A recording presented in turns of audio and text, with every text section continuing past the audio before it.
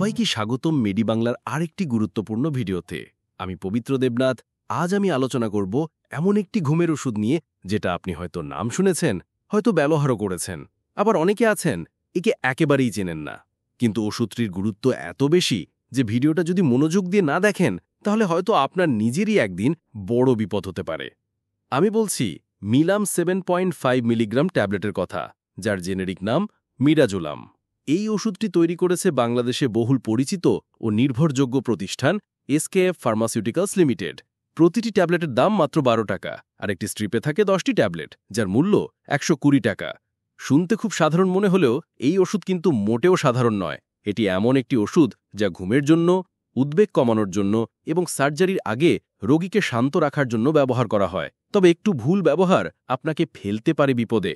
তাই আমি আপনাদের বলবো ভিডিওটি মনোযোগ দিয়ে দেখুন আর নিজের ও পরিবারের ভালো বোঝার জন্য তথ্যগুলো মনে রাখুন। মিলাম মূলত মিডাজোলাম গ্রুপের একটি ওষুধ। এটি একটি বেনজোডায়াজিপাম ক্লাসের ঔষধ। আপনি যদি বলেন, আচ্ছা এটা আবার কি, তাহলে একটু বুঝিয়ে বলি।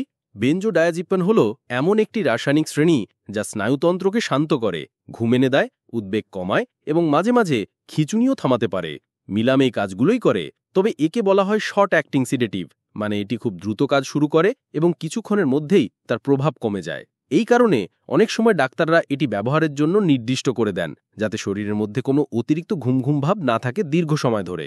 এই ওষুধ ব্যবহারের ক্ষেত্রে সবচেয়ে গুরুত্বপূর্ণ ব্যাপার হল চিকিৎসকের পরামর্শ ছাড়া এটি একেবারেই খাওয়া যাবে না, কারণ এর ডোজ, সময় এবং গ্রহণ পদ্ধতি নির্ভর করে রোগীর বয়স, ওজন, শারীরিক অবস্থা এবং অন্যান্য ওষুধ ব্যবহারের ওপর।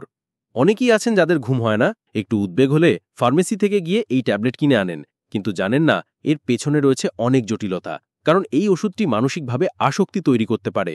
অনেকে কয়েকদিন খাওয়ার পর দেখেন ঘুম ভালো হয়, শরীর ভালো লাগে, মন শান্ত থাকে, তারপর আর দেরি করে না, রোজ রাতে খাচ্ছেন, কিন্তু একসময় দেখা গেল এই ট্যাবলেট ছাড়া আর ঘুমই আসে না।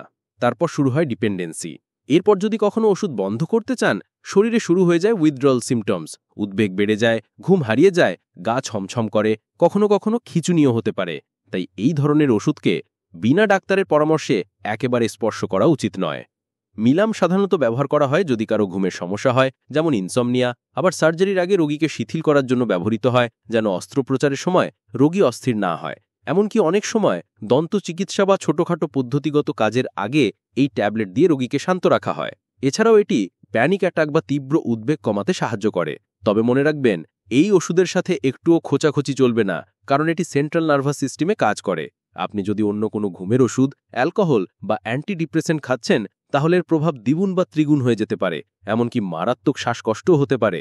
এই ওষুধের কিছু সাধারণ পার্শ্ব প্রতিক্রিয়া আছে, যেমন মাথা ঘোরা, দুর্বলতা, স্মৃতিশক্তি কমে যাওয়া, বিভ্রান্তি এবং কখনো কখনো আক্রমণাত্মক ব্যবহার। বয়স্ক রোগীদের ক্ষেত্রে এগুলোর ঝুঁকি আরও বেশি।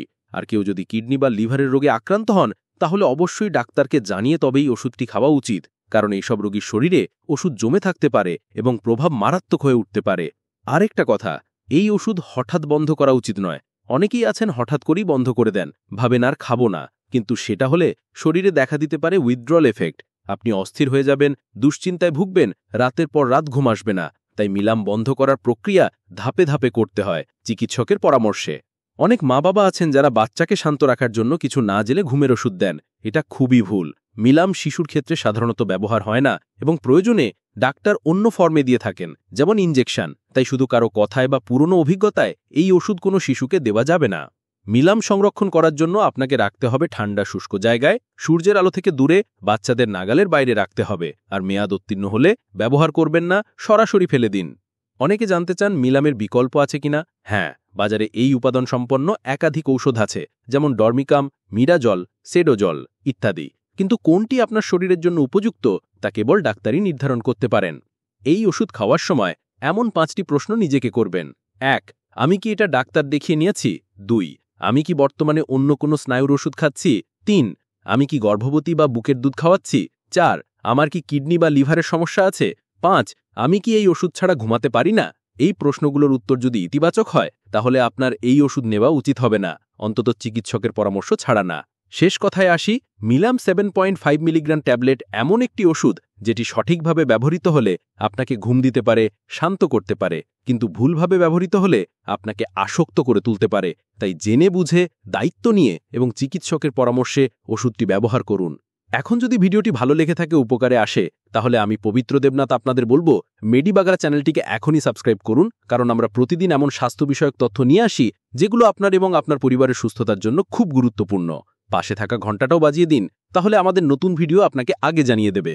কমেন্টে জানাবেন আপনার কোনো অভিজ্ঞতা আছে কিনা মিলাম নিয়ে, আর ভিডিওটি আপনার কাজে লাগলে বন্ধুদের সাথে শেয়ার করতে ভুলবেন না।